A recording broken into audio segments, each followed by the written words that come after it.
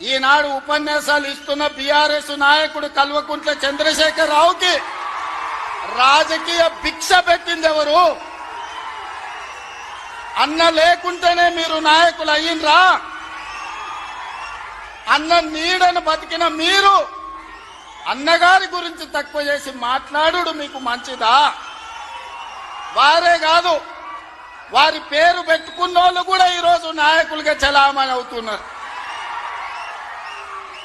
ఆయన ప్రోత్సాహం ఇచ్చి, ఆయన భుజము తట్టి, ఆయన ఒక అవకాశం ఇచ్చిన ఓ తుమ్మల, ఓ మండల, ఓ మండవ, ఓ జానా, ఓ మాధవరెడ్డి, ఓ దేవేందర్ గౌడ్, ఓ కడియం సియరి, ఓ మోత్కుపల్లి నరసింహులే కాదు, తెలంగాణలో నాయకత్వాన్ని వహిస్తున్న కల్వకుంట్ల చంద్రశేఖరరావును కూడా ఎన్టీ రామారావు గారికి గుర్తించే రాజకీయ అవకాశాలు కల్పించిన సంగతి ఎవరు మరవద్దు. ఇది చరిత్ర. ఇంకొంతమంది ఆయన పేరు మీదనే చలామణి అవుతున్నారు. కొంతమంది నకిలీలు ఎప్పుడు ఉంటారు. వాళ్ళ ఆలోచనలు ఎట్లుంటాయో కూడా మనం చూస్తున్నాం. అందుకే ఇవాళ మిత్రులారా, ఈనాడు మేము అందిస్తున్న ఇందిరమ్మ ఇల్లు కావచ్చు, ఆనాడు ఎన్టీఆర్ గారు మొదలుపెట్టిన పక్కా ఇళ్ల పథకమే ఈనాడు ఇందిరమ్మ ఇళ్ల పథకం అని నేను ఈరోజు గర్వంగా చెప్పదలుచుకున్నా. ఈనాడు 3,24,00,000 మంది సన్న బియ్యం ప్రతి పేదవాడు దళిత వాడల్లో అన్నం తింటున్నాడంటే, సంటి పిల్లలకు బుక్కెడు పువ్వ తినిపిస్తున్నారంటే ఆ స్ఫూర్తి వెనకాల అన్న 2 రూపాయల కిలో బియ్యం పథకం ఉన్నదని నేను ఈరోజు చెప్పదలుచుకున్నా. ఇవాళ మేము ఇందిరమ్మ చీరలు ఇస్తున్నాం ఆడబిడ్డలకు. పండుగ పూట నాడు పెట్టే మేము చీర సారెగా భావించి ఈనాడు పాలపిట్టల లెక్క ఈరోజు మా ఆడబిడ్డలు చీర కట్టుకుంటున్నారు. దీనికి స్ఫూర్తి ఆనాడు ఎన్టీఆర్ జనతా వస్త్రాలు పేదవాళ్లకు అందించి కూడు గుడ్డ నీడ అని ఎన్టీఆర్ ఏదైతే ఆలోచన చేసిండో ఆ స్ఫూర్తి ఈనాడు మా ప్రభుత్వంలో అమలు చేస్తున్న సంక్షేమ పథకాలలో కనిపిస్తుంది. మీరు ఒక్కసారి ఆలోచన చేయండి. ఈనాడు వైఎస్ఆర్ ప్రకటించిన ఉచిత కరెంటు కావచ్చు, ఈనాడు రైతులకు మేము అందిస్తున్న 24 గంటల ఉచిత కరెంటు, దీనికి స్ఫూర్తి ఆనాడు అన్న ఎన్టీఆర్ 50 రూపాయలకే హార్స్ పవర్ అని రైతాంగాన్ని ఆదుకోవడానికి వారు అందించిన విద్యుత్తే, వారు అందించిన శక్తే ఈనాడు ఉచిత విద్యుత్తు అని నేను చెప్పదలుచుకున్నా.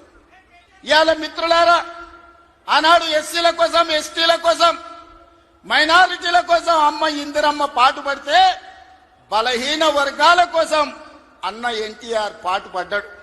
ఇవాళ బలహీన వర్గాలు, పాలితులుగా ఉన్న బలహీన వర్గాలు ఈరోజు పాలకులుగా మారినరు అని అంటే అన్నగారి యొక్క ఆశీర్వాదం తెలంగాణ సమాజానికి అందబట్టే పాలితులుగా ఉన్న బలహీన వర్గాలు ఈరోజు పాలకులుగా మారినరు.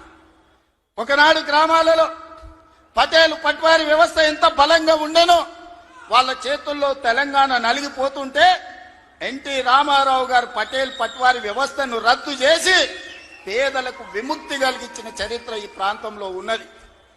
ఆనాడు ఇందిరాగాంధీ గారు సాయుధ రైతాంగ పోరాటాన్ని స్ఫూర్తిగా తీసుకొని దళితులకు, గిరిజనులకు, ఆదివాసీలకు భూ పంపకాలు చేపట్టి అసైన్మెంట్ పట్టాలు ఇచ్చి గ్రామాలలో ఉన్న పేదలకు ఆత్మ గౌరవాన్ని ఇందిరాగాంధీ గారు అందిస్తే పటేలు పట్వారి వ్యవస్థను రద్దు చేసి బలహీన వర్గాల ఆత్మగౌరవంతో బతికే అవకాశం ఎన్టీ రామారావు గారు కల్పించారు. మిత్రులారా, ఇవాళ ఎక్కడైనా చూడండి మా ప్రభుత్వం అమలు చేస్తున్న సంక్షేమం, మా ప్రభుత్వం అమలు పరుస్తున్న అభివృద్ధి ఇందిరాగాంధీ గారో ఎన్టీఆర్ గారో వారి స్ఫూర్తి కనిపిస్తుంది. ఈరోజు ఇందిరమ్మ ఆశీర్వాదం, అన్న ఎన్టీఆర్ స్ఫూర్తి ఈరోజు మా ప్రజా పాలనలో కనిపిస్తుంది, మా ప్రభుత్వంలో కనిపిస్తుంది, మా నిర్ణయాలలో కనిపిస్తుంది. అందుకే ఇందిరమ్మ మాకు ఎంత ముఖ్యమో ఎన్టీఆర్ కూడా అంతే ముఖ్యం. ఇందిరమ్మ ఒక తరం అయితే ఎన్టీఆర్ ఒక శకం. వాళ్ళిద్దరి కలయికనే ఈనాటి ప్రజాపాలన. ఈ ప్రజాపాలన ప్రజలకు అందుబాటులో ఉంది అనంటే ఒక ఇందిరమ్మ స్ఫూర్తి, ఒక ఎన్టీఆర్ యొక్క ఆలోచన విధానం ఈనాడు మేము అమలు చేస్తున్నాం. మిత్రులారా, ఇవాళ మా నిర్ణయాలు మీరు చూసిండ్రు. ఆడబిడ్డలకు ఆర్టీసీలో ఉచిత బస్సు కావచ్చు, ఆడబిడ్డలకి ఈరోజు అదానీ అంబానీలతో పోటీ పడి సోలార్ పవర్ విద్యుత్ ఉత్పత్తి కావచ్చు, ఆర్టీసీలో ఉచిత ప్రయాణమే కాదు, ఆర్టీసీ 1000 బస్సులు ఆడబిడ్డలను యజమానులను చేసి ఈ రోజు వాళ్ళని వ్యాపారాలలో రాణించే విధంగా చేసినాం.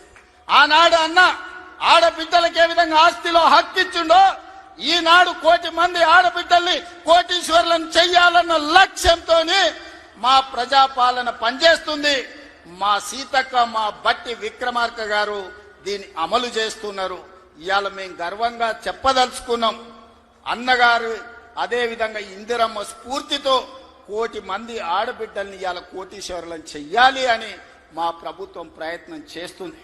అందుకే మిత్రులారా, ఇవాళ మా ప్రభుత్వం రైతు రుణమాఫీ కావచ్చు, రైతు భరోసా కావచ్చు, రైతులకు ఉచిత కరెంటు కావచ్చు, రైతు రుణమాఫీ 21,000 కోట్ల రూపాయల రద్దు చేసిన విషయం కావచ్చు, ఇవన్నీ రైతుల కోసం మేము అమలు చేస్తున్న సంక్షేమ పథకాలు. ఇవాళ రైతులు పండించిన సన్న వడ్లు 500 రూపాయల బోనస్ ఇచ్చి ఈనాడు మేము కొనుగోలు చేస్తున్నామంటే రైతును రాజును చెయ్యడమే లక్ష్యంగా, వ్యవసాయాన్ని పండగ చేయడమే లక్ష్యంగా ఈ రోజు మేము పనిచేస్తున్నాం. ఇవాళ మహిళలందరికీ అవకాశం ఇవ్వాలి అని స్థానిక సంస్థల్లో ఆనాడు మహిళలకు రిజర్వేషన్లు ఉండాలని రాజీవ్ గాంధీ గారు నిర్ణయం తీసుకుంటే ఆ నిర్ణయాన్ని అమలు చేసిన గొప్ప నాయకుడు ఎన్టీఆర్. ఈ రోజు స్థానిక సంస్థల్లో ఆడబిడ్డలకు 50% అవకాశాలు ఆనాడు రాజీవ్ గాంధీ నిర్ణయం తీసుకుంటే ఎన్టీఆర్ అమలు చేస్తే ఈ రోజు ఆడబిడ్డలకు స్థానిక సంస్థల్లో ఈ రోజు రిజర్వేషన్లు వచ్చినాయి. ఆ స్ఫూర్తితో ఈనాడు శాసనసభలో, లోక్సభలో మహిళలకు రిజర్వేషన్లు ఉండాలి, 33% ఇవ్వాలి అని ఈ వేదిక మీద ఉన్న మేమందరం కట్టుబడి ఉన్నాం. రాబోయే ఎన్నికలు 33% రిజర్వేషన్లు ఈ రోజు మహిళలకు ఇచ్చే విధంగా మేము ముందుకు వెళ్తామని నేను తెలియజేస్తున్నాను. మిత్రులారా, ఆనాడు యువకులు 25-26 ఏళ్ల యూనివర్సిటీలో చదువుకున్న పిల్లలకు, మారుమూల ప్రాంతాలలో ఉన్న పేదలకు ఏ విధంగా అయితే ఎన్టీఆర్ గారు టికెట్లు ఇచ్చి గెలిపించిండో ఈనాడు మా ప్రభుత్వంలో కూడా ఒక మందుల సామెల్, ఒక ఎడమ బొచ్చు లాంటి వాళ్ళు, అత్యంత నిరుపేదలు, ఇందిరమ్మ ఇండ్లలో ఉండే పేదలు రూపాయి లేకపోయినా టికెట్లు ఇచ్చి ఇవాళ ఎమ్మెల్యేలను చేసినాం. ఒక యువమిత్రుడు, క్రీడాకారుడు బాలయ్య గారి బ్యాచ్మెట్ నిజాం కాలేజీలో క్రీడాకారుణ్ణి ఇవాళ మంత్రిని చేసిన మహమ్మద్ అజారుద్దీన్ గారిని, ఈ రోజు వాకిటి శ్రీహరి కావచ్చు, యువమిత్రుడు పొన్నం ప్రభాకర్ విద్యార్థి రాజకీయాల నుంచి వచ్చిన మిత్రుడు ఈ రోజు మంత్రివర్గంలో సహచరుడు. అంటే ఇవన్నీ కూడా యువత కోసం. ఈ రోజు రాష్ట్రంలో మొదటి సంవత్సరంలోనే 67,000 ప్రభుత్వ ఉద్యోగ నియామకాలు చేపట్టి ఈ రోజు యువకులకు ఉద్యోగ ఉపాధి అవకాశాలు కల్పించినాం. మహిళలకు 60,000 కోట్ల రూపాయల బ్యాంకు లింకేజ్ అప్పులు ఇప్పించినాం.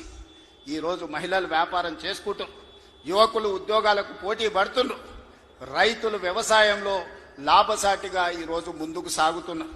ఇవన్నీ మీ ఆశీర్వాదంతో మీరండగా నిలబడి ఆనాడు 2023 డిసెంబర్ 7 నాడు ప్రజాపాలనను మీ ఆశీర్వాదంతో అధికారం చేపట్టి ఉప ఎన్నికలు జరిగితే కంటోన్మెంట్ అయినా, జూబ్లీ హిల్స్ అయినా మీరందరూ అండగా నిలబడి గెలిపించబట్టే ఈనాడు ప్రజాపాలన ముందుకు సాగుతుంది. భవిష్యత్తులో మీరు ఇదే విధంగా అండగా ఉండాలి. ఈ సందర్భంగా చివరగా ఒక్క మాట చెప్పదలుచుకున్నా. 94 నుంచి 2004 వరకు 10 సంవత్సరాలు తెలుగుదేశం పార్టీ అధికారంలో ఉంది. 2004 నుంచి 2014 వరకు 10 సంవత్సరాలు కాంగ్రెస్ పార్టీ అధికారంలో ఉంది. 2014 నుంచి 2024 వరకు బీఆర్ఎస్ అధికారంలో ఉంది.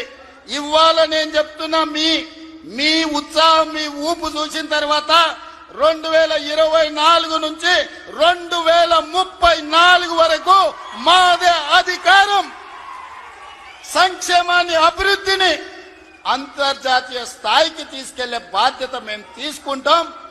ఎన్నో అభివృద్ధి పనులు జరుగుతున్నాయి, మీరు అండగా నిలబడండి. హైదరాబాదు నగరాన్ని అంతర్జాతీయ స్థాయిలో అభివృద్ధి చేయడానికి మేము ప్రయత్నం చేస్తున్నాం.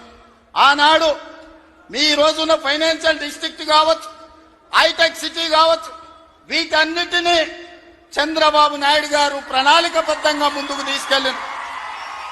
ఇవాళ మా ప్రభుత్వం 30,000 ఎకరాలలో ఎయిర్పోర్ట్ కి కూతవేటు దూరంలో భారత్ ఫ్యూచర్ సిటీని నిర్మిస్తున్నాం.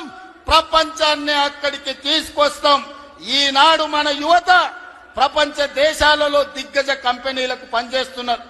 సత్య నాదెళ్ల కావచ్చు, శంతను నారాయణ్ కావచ్చు, అజయ్ బంగా కావచ్చు, ప్రేమ్జీ వత్సవ్ కావచ్చు, వీళ్ళంతా హైదరాబాద్ బాయ్స్.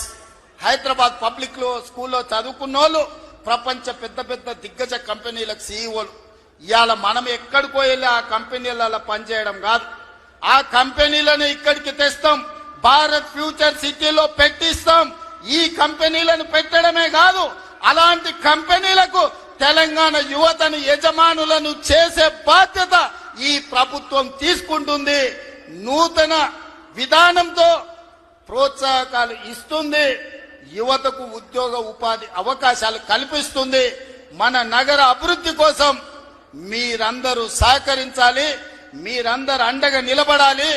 ఇంత గొప్ప కార్యక్రమాన్ని ఏర్పాటు చేసి ఈ కార్యక్రమాన్ని ఒక స్ఫూర్తిని నింపే విధంగా, ఒక ఇందిరమ్మను, ఒక అన్న ఎన్టీఆర్ ను స్మరించుకునే వేదికగా మార్చినందుకు మీ అందరికీ మనస్ఫూర్తిగా ధన్యవాదాలు, కృతజ్ఞతలు తెలియజేస్తూ మీ అందరి దగ్గర సెలవు తీసుకుంటున్న మిత్రులారా.